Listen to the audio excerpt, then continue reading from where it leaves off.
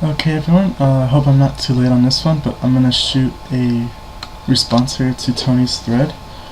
I just have to say first that this is, out of all the videos I've been watching in this community since I started, this is probably like, I think, the best series of thread questions, just because the answers that you've been getting have been so detailed and telling everyone's feelings about music in such a deep way, and I just love that so much, and that's why this community is thriving and will continue to thrive, and because of people like us that all have the same passion for music and collecting and sharing our stories, and being comfortable with each other to do that. And it's just, I think that's just wonderful. But let me get the questions up and let's see.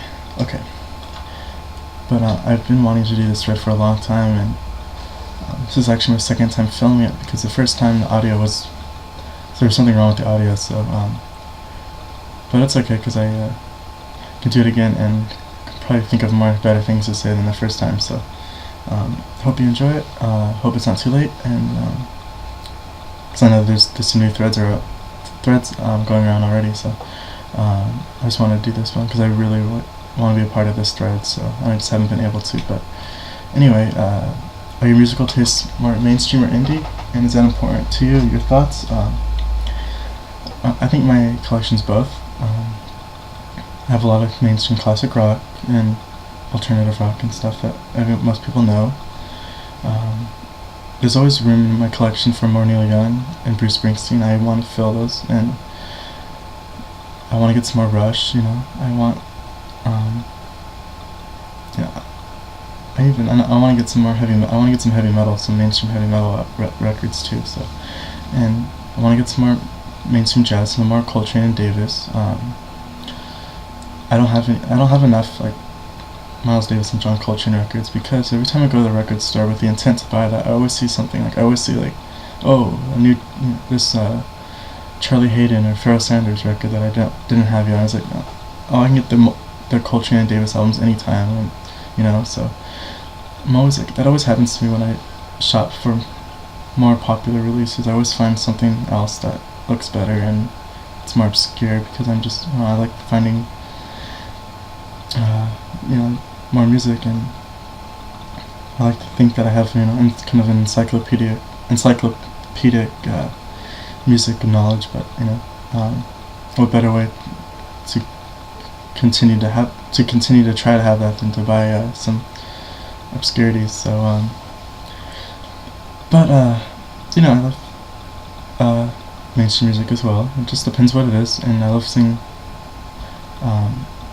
No matter out of all your videos, no matter how mainstream or obscure, I love all of it. And so there's that question. Next, what do you think will happen to the vinyl community, and will it fizzle or grow? I like the way it is right now a lot. I've been watching for a few months, or I've been watching for about maybe 6 months or so, and I noticed all those threads coming up, which was crazy. And although even right now there's a lot of threads, there's probably been like 5 or 6 threads within the past few weeks. So with myself, and then I had a thread, a short thread, and then Jason's Vinyl Obsession had a thread, Big Star 1000, Dan in Canada, and then this thread Tony, and then there's 2 new threads now, McSoapy and Mr. Hall of Fame. I believe those are all the threads that have been going on. Am I correct? I hope I didn't forget anyone, but so that's a lot right there, just within the past few weeks. So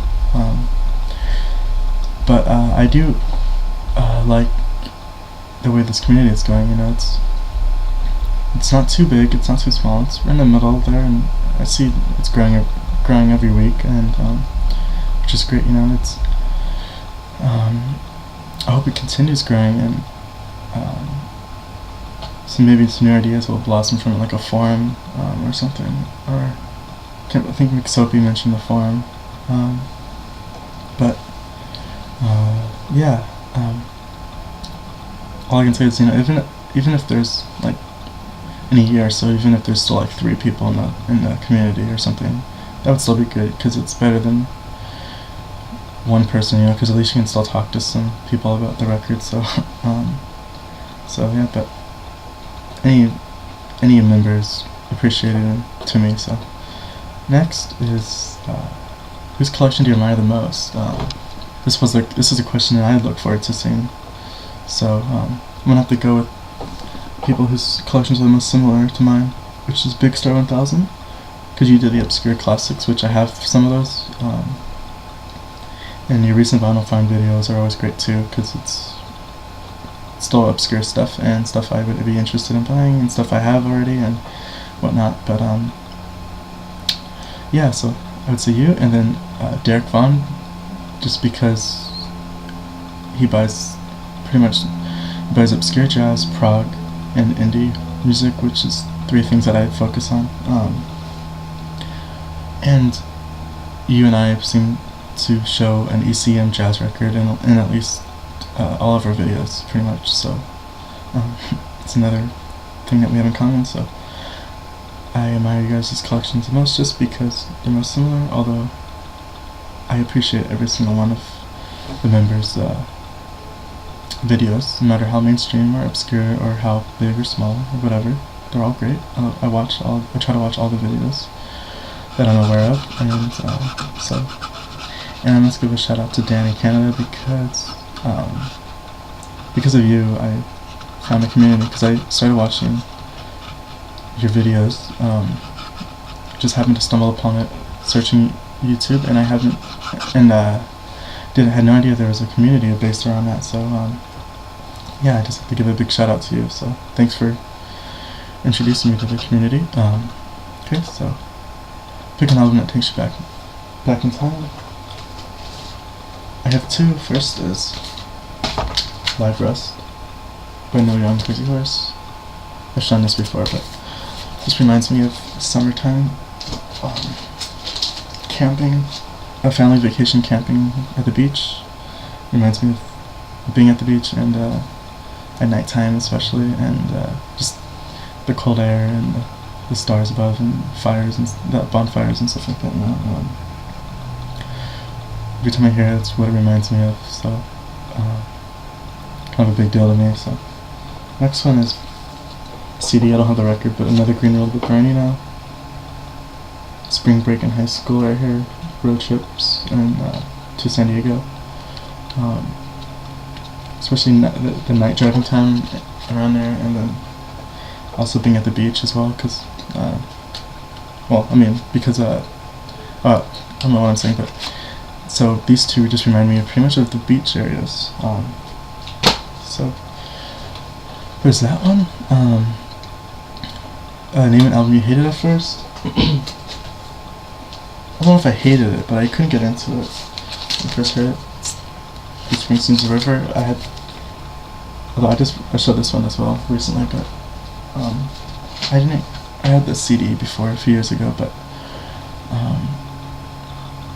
I was getting kind of new to him. I thought all of his songs kind of sounded the same at first. I was one of those artists I kind of dismissed, even though I didn't really know what I was talking about, but now I can see why everyone likes him, and now that's one of my favorite Bruce Springsteen records, on top of Nebraska. So and there's some other ones. That's a hard one for me. I can't really remember, but it's probably the best example, I think, for now. So Bruce Springsteen I didn't really get at first, but now I love him, especially that record. So it took me a while to finally listen to the whole thing too. It's kind of funny, but okay.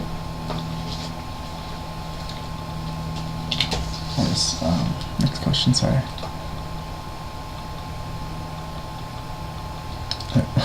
Can't find it. Where'd it go? Oh, name a band or performer you dislike, but can't deny their influence. Okay. There are several actually, some big names out there.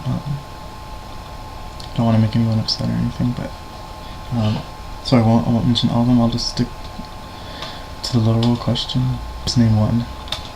Like it says, there's no S at that. It's just band or performer, so I'll just stick with one. But I can name a lot actually. But I don't understand this record. Otis Blue by Otis Redding. Okay, I'm glad I have it and everything because it's hard to find an original and stuff.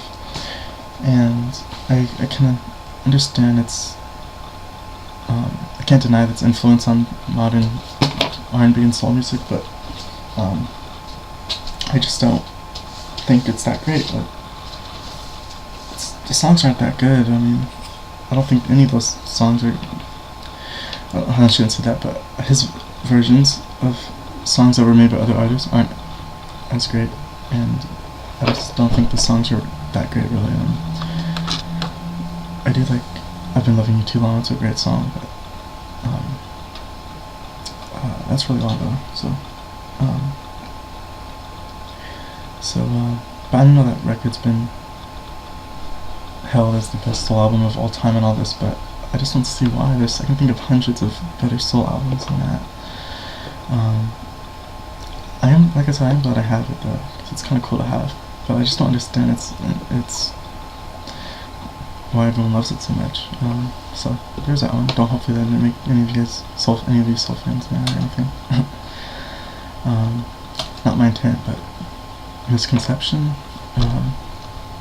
That all vinyl has pops and crackles. That's what I hear a lot. Like, why would you listen to that when it's all noisy and stuff? But that's only on badly treated records, which I don't really listen to because I don't really have that many. But because quality is important when you're buying them. I do have some bad quality records, but it just depends.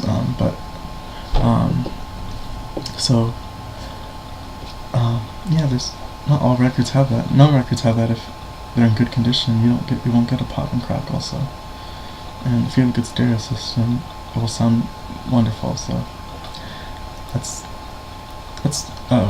answer I don't think I've heard yet about the pops and crackles. I don't think I've heard any. I want to talk about that yet. So, and then show off an LP you've never found a reason for showing, and I forgot. Let me get it.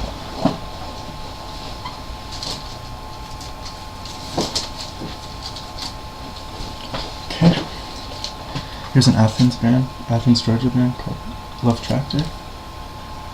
Just wanted to show this to let you know that these guys are great. They're the best Athens, Georgia band out there. In the same area as R.E.M., Pylon, B-52s, bands like that. But this is the best band from the 80s. And the record I showed is a compilation.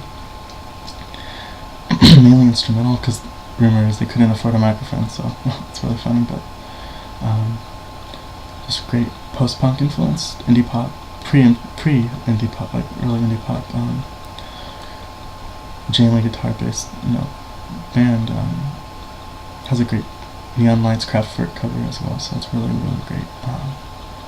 So check out Love Tractor, and that's all. And thanks for the great thread, and hope you guys enjoy this video, and take care. See you later, guys.